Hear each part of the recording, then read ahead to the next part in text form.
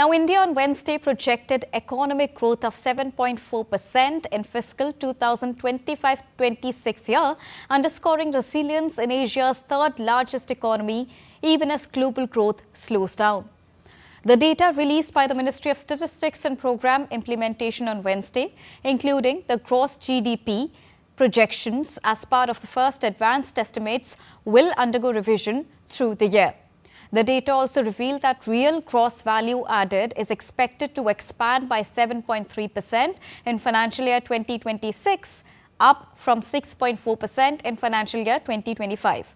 The economy continued to expand at a faster than anticipated rate in July-September, with GDP growth rising to a six-quarter high of 8.2% on the back of near double-digit growth in the services sector.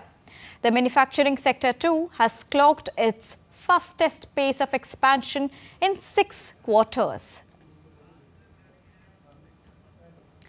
And to give you more on this, I'm joined by Mark Lynn. Good evening, Mark. What have been the contributing factors to this improved GDP figure?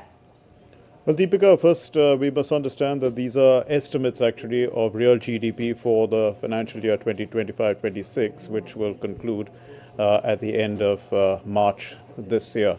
So the 7.4%, this advanced estimate of real GDP, when we talk about real GDP, we know that this is a clearer description of what GDP is because it's adjusted against inflation.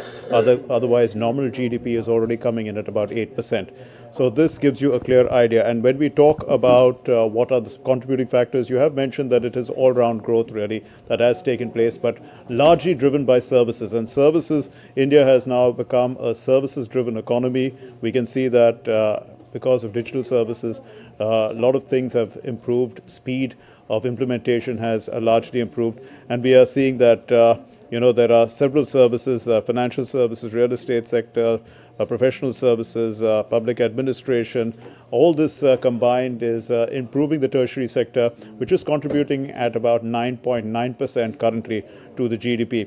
Another significant aspect that we have to take into account is that gross fixed capital formation, which is another word for investment actually, how capital is forming in the economy.